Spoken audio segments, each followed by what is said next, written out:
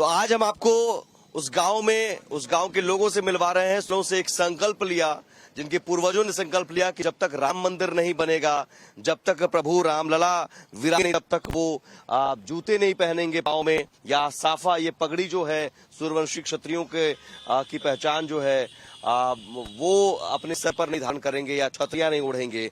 और चाहे वो इस तरह की सड़कें हो या मिट्टी हो, कहीं भी किसी भी हालत में देखिए इस तरह की सड़कों पर चलने में दिक्कत आती है। आप हम शायद न चल पाए, तकलीफें हो, लेकिन ये कहीं भी किसी भी स्थिति में, चाहे कच्ची सड़क हो, इस तरह की पक्की सड़क हो, पथरीली हो, कटीली हो, ऐसे ही इन्हीं सड़कों पर चलते रहे हैं। और पिछले 500 सालों से 9 पीढ़ी जो बाबा गजराज सिंह जिन्होंने संकल्प लिया था, इनके पूर्वज बाबा गजराज सिंह ने बाबर के आक्रांताओं से लड़ते लड़ते शहीद हुए थे राम जन्मभूमि को बचाने के लिए, वो उनके लिए संकल्प को निभा रहे हैं लगातार।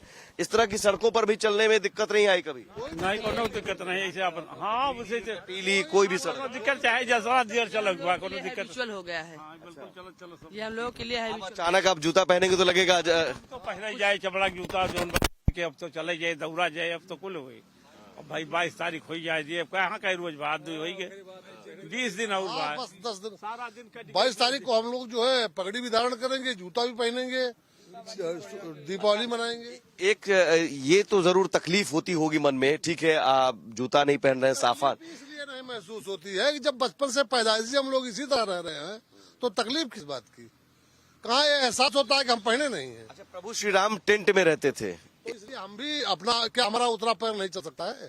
हमारे प्रोग्राम टेंट में रहता है, इसी बात को लेकर था, इसीलिए हमारे वेदना थी, दर्द था। यही संकल्प था कि हमारे प्रभु राम टेंट में रहते थे। हम लोग भी संकल्प लिए थे हमारे बाबा गजराज सिंह कि हम पगड़ी नहीं धारण करेंगे, जूता नहीं पहनेंगे, चप्पल नहीं पहनेंगे, और उन्होंने उनका संकल्प पूरा हुआ। जिन समस्याओं से प्रभु श्री राम हमारे जूझ रहे थे, बारिश हो या जानते हैं गर्मी हो या ठंडी हो, तो जब हमारे भगवान जानते हैं टेंट में रह करके इन सब चीजों को महसूस कर करके जो दिक्कतें, जो तकलीफें भगवान श्री राम झेल रहे थे, जो हमारे पूर्वज जानते हैं झेल रहे हैं, तो उनकी पीढ़ियां हैं, हमको झेलने में तकलीफ नहीं न हुई है और न होगी। हाँ, 22 तारीख को हमारे प्रभु श्री राम अपने राम गर्भगृह में विराजमान हो रहे हैं, तो ऐसी स्थिति में हम लोगों के अंदर जो हर्षोल्लास है, उसके साथ हम लोग जानते हैं पगड़ी भी पहनेंगे और जूता चप्पल भी पहनेंगे। एक तरीके से हम लोगों को सम्मान मिल रहा है, हम लोग सम्मानित हो रहे हैं। सम्मान पा करके कौन नहीं जो है फलीभूत होता है। यहाँ अब आप लोगों में से कई लोग हैं जो कार सेवा के दौरान आप मौजूद रहे होंगे।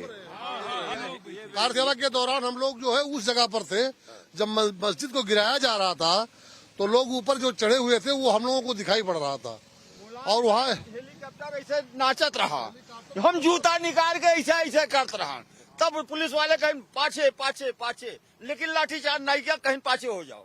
अच्छा, कार सेवा जब की गई, जो सोमनाथ से रथ यात्रा निकली और कार सेवा हुई, उस दौरान एक उम्मीद जगी कि अब जो है, हाँ, उस समय आडवाणी जी रथ पर चल रहे थे, उसी समय से उम्मीद जगी थी कि अब मस्जिद जो है ध्वस्त होगा, किसी न किसी तरीके से इसको होना है। कार सेवा की कुछ और आपको याद है, क्योंकि संघर्ष इस समय इतना बड़ा संघर्ष था कि पुलिस कहीं चलने नहीं देती थी, लोग झाड़ियों कटारियों से होते हुए हम लोग माझा तराई क्षेत्र से पैदल गए हुए थे, बहुत दूर दूर के लोग आए थे। जितने भी कार सेवक आए, चाहे कर्नाटक, हैदराबाद, सबको इस गांव में संरक्षण दिया गया, और तराई खेत से गन्ने के बीच उनको ले गया, अयोध्या में पहुंचाया गया, और मंदिर तक गए, वहाँ बड़ी मस्जिद तक गए हम लोग, वहाँ जो है, और काफी लोगों वहाँ प्रयास किया, जय श्री राम करते, पुलिस जब रोकती थी, डंडे चलाती, तब भी लोग आगे बढ़ते जाते थे। कितनी उम्र रही होगी आपकी उसमें हमारी जो है करीब 50,000 साल रही होगी, इसमें 76 साल है। वो ने कार सेवा की?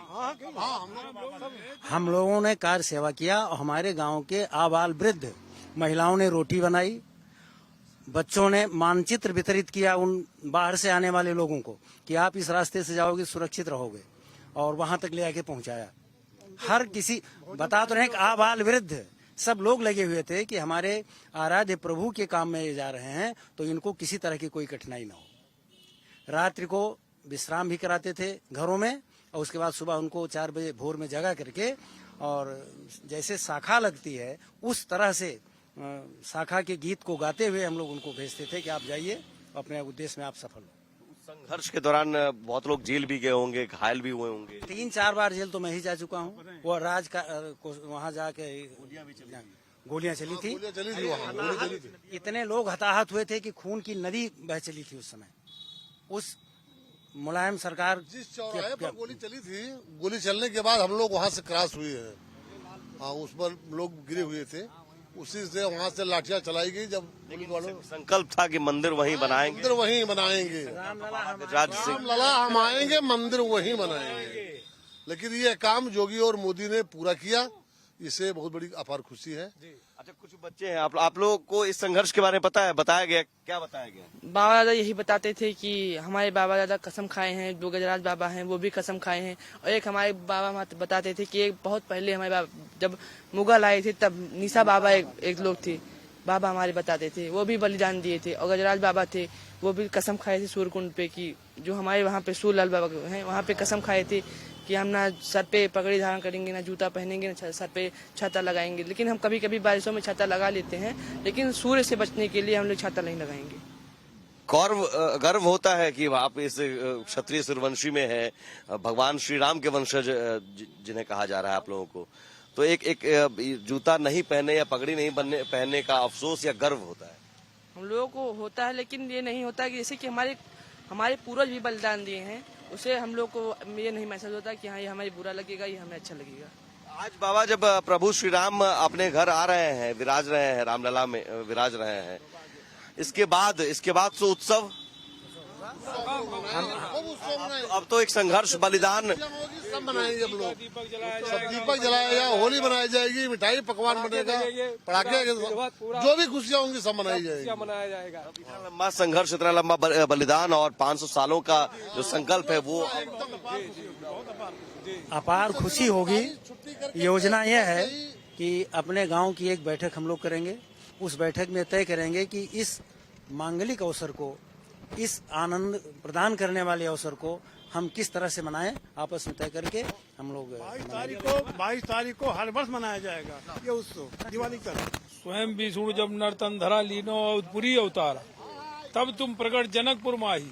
भगवान स्वयं राम जी जब जन्म लिए, कहे कि मैं अयोध्या में जन्म लूंगा, और माँ सीता से कहे कि आप जनकपुर में जन्म लेना। तो ये जन्म भूमि उनकी थी और है, आज भी योगी मोदी के द्वारा जन्म भूमि उनकी हुई, और कोर्ट ने जो सम्मान किया और ऑर्डर किया, बहुत खुशी की बात है। इस पर हम लोग को बहुत खुश हैं, और आज भगवान गर्भगृह में जाएंगे, इसलिए हम बहुत प्रसन्न हैं।